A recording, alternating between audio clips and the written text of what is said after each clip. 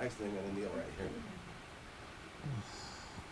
And so I've left an empty space over your right shoulder so I can put our logo or something else or run Great. video or something over your right shoulder. Totally trust you, Doug. Thank you. That's the second thing you've said that nobody ever says to me. She's on a roll today. But it is. This is all about you. What is it that makes up your desire to help other people? What a great question. I think the earliest impressions on our souls stick around forever. They're indelible, right? And I can remember as a little girl going with my mom door to door for March of Dimes, right? I was promoting healthier babies. As an 8, 9, 10-year-old, that wasn't my world. And then I can remember with my folks, they were pretty politically active as well. So I can remember as a young girl handing leaflets and promoting good people to run for office. Didn't understand what any of it meant. I think two things became indelible seeds that they planted through their action. One was that I belonged to something beyond my own family, to my community. So they broadened that definition of I'm a part of something bigger. And secondly, I think it planted a seed that I mattered. And as I look back, I think that those are the indelible impressions that they left on my soul that have simply then manifest in different ways throughout my life. And so I'm going to, I don't know, even know what my questions will be, but I'm going to build off what you just said. Yeah. Does every human being when we're born have this innate ability to want to or need to belong to a community and give back to that community? And then are we taught not to do that for other reasons? And who builds on that, and why do we build on that? Great questions. You know, I mean, at some level, we're mammals first, and as mammals, we're hardwired to belong. So I do think that it's when we are in relationship that we feel safest, that we feel understood, that we feel gotten. And I think that's just true. I mean, my experience is we are fundamentally good and want to be a part of. And so then there's a litany of reasons and experiences that prevent that from happening, right? The injuries of our youth, the traumas of our lives, the being disrespected and therefore feeling like you're not worthy. I mean, there's a lot of things that happen that can get in our way. But I think as human beings, we are hardwired to lean into something that gives us a sense of belonging and allows us to feel a part of and allows us to do good. That's a great answer. Almost gave me goosebumps. Well, it gave me goosebumps. Almost made me cry. I'll cry when I get to my hotel room later, so no one can see. There are different realms of giving. I may give an hour a month. I may give 5 hours a month. Your entire being is involved with philanthropic endeavors. How do you do it? So how blessed am I? Is the answer, right? That it's a rare and beautiful thing when you can align or make coincidence your avocation and your vocation. That's a blessing that you never work in a day in your life, right? You're sort of fulfilling every day of your life, not working, and that's how I feel. I mean, it's just been that way for me. Early on, I thought I was going to be the world's best special ed teacher. Turned out I wasn't. Then I worked in the corporate sector. And the work that I got to do was around government and community and employee engagement. So it was still sort of the same, bringing people together to be a part of something bigger than they were. And now in this chapter, it is an honor and a blessing to actually get a paycheck for doing what it is that I would choose to spend every day doing. There are so many great charities out there, nonprofits. We selfishly belong to the best one of all, which is Circumstance. How do children come into play with your focus, and why do we care so much about children? Yeah, it's at the bullseye of our family foundation, which is because it is the bullseye of the spirit and soul of my boss, are children. And that's just true for her. And then I can look at the logical arguments why that makes sense. And there's a long list of logical arguments where it makes sense. All that ails in the world is preventable. And if we prevent, then you go as early as you possibly can, because that's where prevention is the best. And so when it comes to kids, that's it.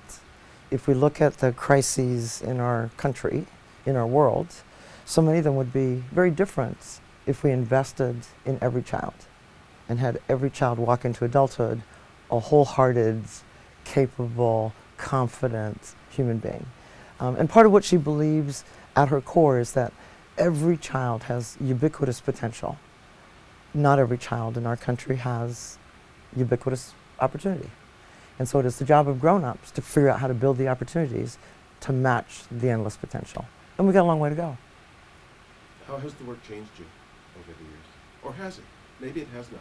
Maybe you were always this magnanimous, incredibly awesome person, but I know I wasn't before I got involved on a more daily basis. So. Yeah, how's the work changed me? I don't know that it's changed me, because I think I've always been a pretty hopeful and optimistic Tigger in this world, and I'm lucky that way. I think I've been blessed to just have a Tigger gene, and maybe it's the gene pool I come from, I'm not sure. What the work does do is serve to replenish my reservoir of hope. Because while there's an ocean of needs, what I am surrounded by every day are human beings and organizations who dare against the headwinds of all that makes it difficult to just do good work every day. And that fills me with hope. And so I don't know that it changes me, but it certainly replenishes me.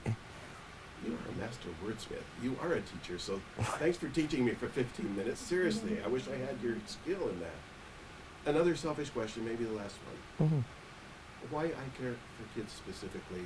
A simple eyeglass for a child specifically? So I'll tell you the story of how it came to be, how the relationship between us was birthed.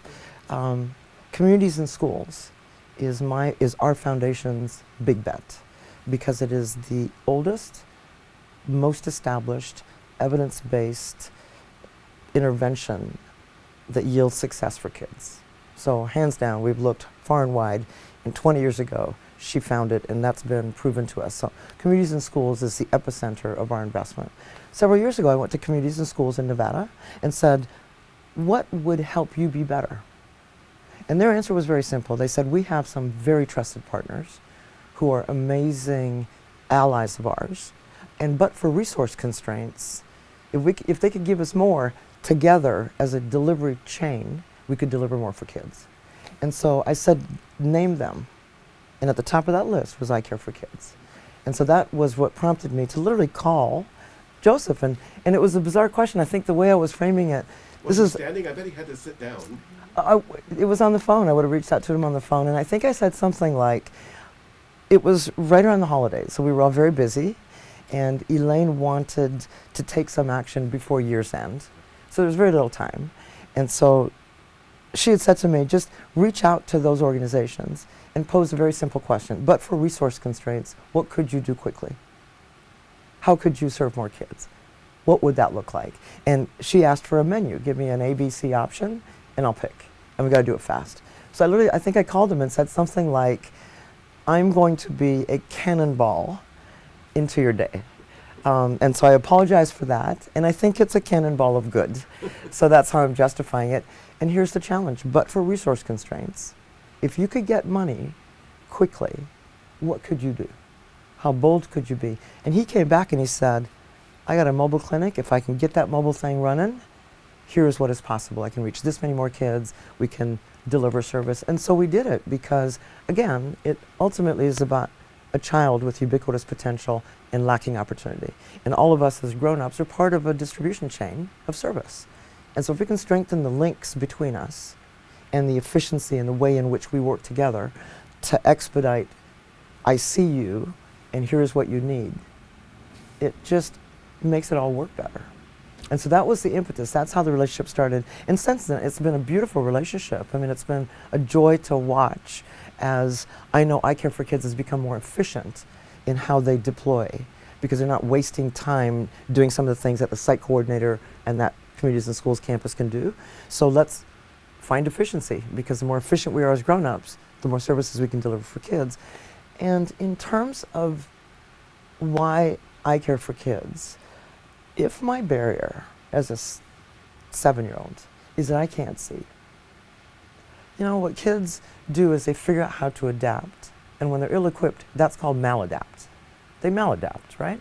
And so that child that's acting out, that child that's not benefiting from the education, that child who is struggling in all kinds of ways, if it is something as simple as here's a pair of really sweet glasses on your face, how much easier can that be? And if we can knock off the easy things, many of those kids also have trauma and have a lot of things that are much more complicated to deal with. And we just need to meet them where they are and try to tick off or try to build the blocks of opportunity that they deserve to rise to their potential. So the partnership with us has been long, and it was simple, and it's been that, and you continue to do extraordinary work and continue to operate with the vigor and the earnest intention, both of which are true. Last question. You mentioned the word circumstance a couple of times, and Elaine did the same thing when we interviewed her in our mobile clinic. We are where we are, we are who we are, and we're here right now.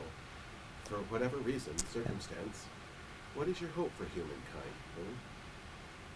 What is my hope for humankind? That we get back to being humans kind. You know, I heard something several years ago, it was 2015. The Surgeon General in our country was asked, what's the worst disease that we face as a nation? And I thought he was going to answer hypertension, diabetes, obesity. And instead he said that he thought the biggest dis-ease was the disease of isolation. And so there's a complete irony that in a moment in our history where we are more connected than ever before through technology, we're also more isolated and disconnected than ever before. And so I think my hope for humankind is that we can continue to benefit from the good that technology brings and reconnect as the human beings that allow us to be the best version of ourselves. And maybe one of these little kids who helped with classes this morning will be the impetus for change. Or all of them. All of them could. That's right. I love you. I love you. Such